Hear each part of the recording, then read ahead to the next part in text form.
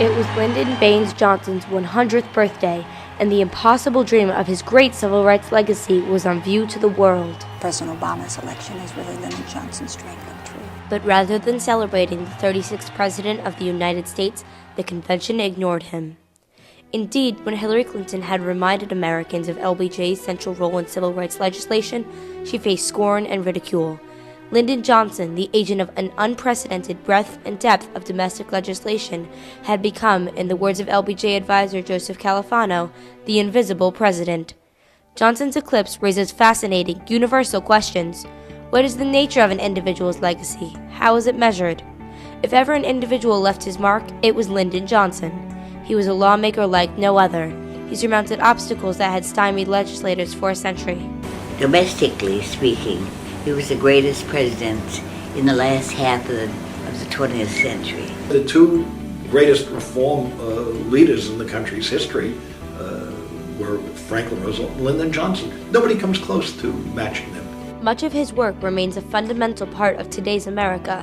Nevertheless, he is remembered for Vietnam alone, a quandary he inherited and pursued with little passion and less vision.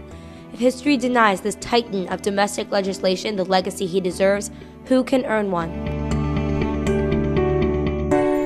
100 years ago, Lyndon Johnson's grandfather ran through the Texas hill country hollering, "A United States Senator was born this morning." 46 years later, Senator Lyndon Johnson was Majority Leader, transforming this previously dead-end position through incredible political skill. The so-called Johnson treatment then turned the Senate from a slow, deliberative body into an extension of Johnson's will. With his eye on the run for the presidency in 1957, he engineered the improbable passage of the first civil rights bill since Reconstruction. And he did it by being intensely mindful of what people in the Senate needed, wanted. He would attend to their every little need. But in 1960, John Kennedy outmaneuvered Johnson. Surprisingly, LBJ accepted the powerless vice presidency. Then, on November 22, 1963, history took a dramatic turn. With the ultimate congressional insider now armed with the power of the presidency, the United States was about to receive the Johnson treatment. LBJ first used the national spirit of mourning and JFK adoration to push through the agenda that Kennedy had failed to pass. He said, "Let us begin. Today, in this moment of new resolve, I would say to all my fellow Americans, let us continue." Lyndon Johnson proclaimed his vision, the Great Society and a war on poverty. All aspects of his unique political genius were brought to bear. He knew every man's price. He knew where all the bodies were buried. Because he literally would lean into your area, trying to look you in the eyes. It was a matter of personal politics, personality, ego. He catered to these guys, and he gave them, in part, what they needed. Stay with me now. I ain't going to call you anymore this year. I just want this one thing, but I want this, and I'll help you. Whatever it is, I'll swim upstream for you. I appreciate that, Mr. Brown. You're my man on that commission, and you're going to do it. And don't tell me what you can do and what you can't, because you're goddamn sure going to serve, I'll tell you that. Well, Mr. President, you all told me you were going to name I told you today I was going to name him as Chief Justice when I called you. Did not? I did. Well, you ought not be so persuasive.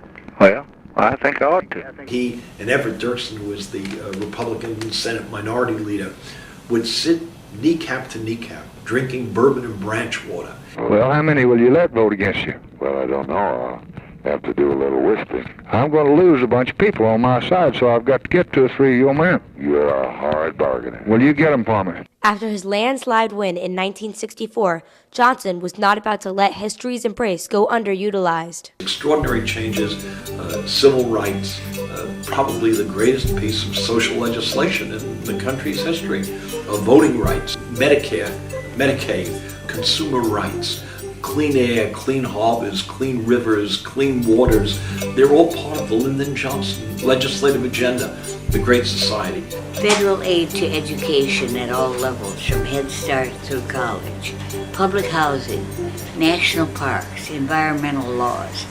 It was incredible. When the brutal violence of Selma threatened the gains of the Civil Rights Act, LBJ produced a political tour de force. He summoned Governor George Wallace to the White House.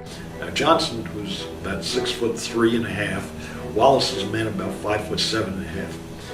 He sits Wallace down on a couch. The cushions sink. And so he's towering over Wallace, you see, like this.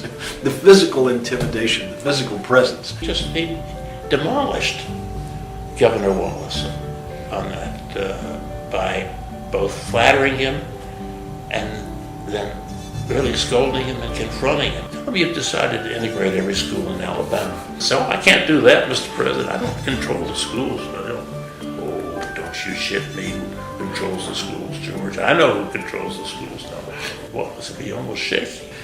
Well, Wallace later said, it's a good thing I got out of that office when I did, otherwise he would have had me coming out for civil rights on the south lawn of the White House. 2 days later, LBJ delivered perhaps his greatest speech.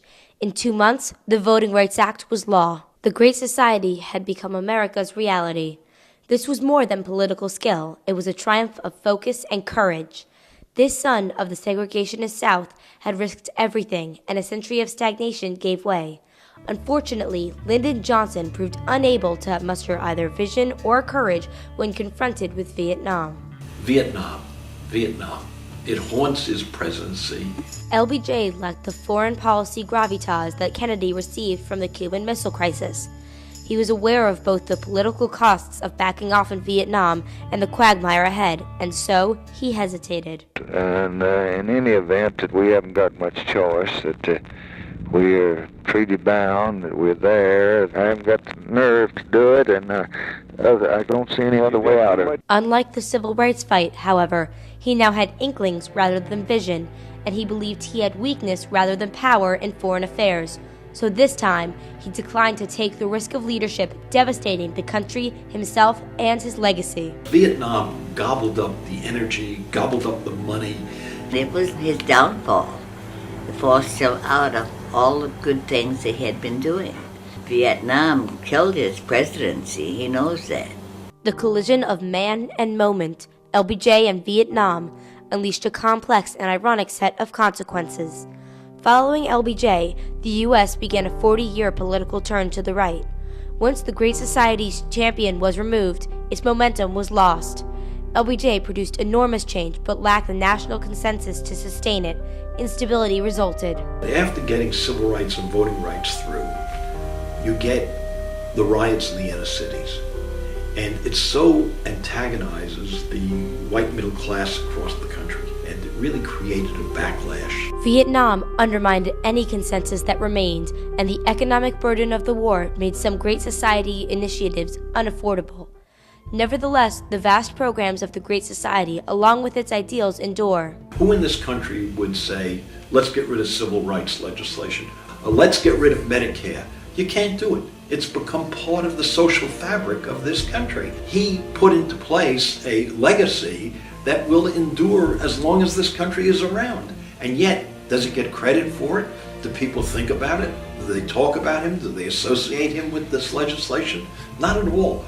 All of Daddy's dreams were not achieved, but a foundation of so many have become so much a part of us that we cannot even think of what it would be like without them. The eclipse of Lyndon Johnson's domestic achievements raises questions even as it illustrates basic truths about the legacy an individual leaves in history. Is LBJ's purgatory history's judgment for his failure of courage at the moment of Vietnam's decision? Perhaps legacy is earned at such moments alone. In any event, political considerations and historical fashion obscure LBJ's story today. The true measure of legacy, however, is not the number of footnotes one receives, but the enduring nature of change one has brought. Lyndon Johnson's vision, the Great Society, demands remembering. Our generation, who benefits so manifestly, must render his vision visible again. Their cause must be our cause too. Because it's not just Negroes, but really it's all of us who must overcome the crippling legacy of bigotry and injustice. And we shall overcome.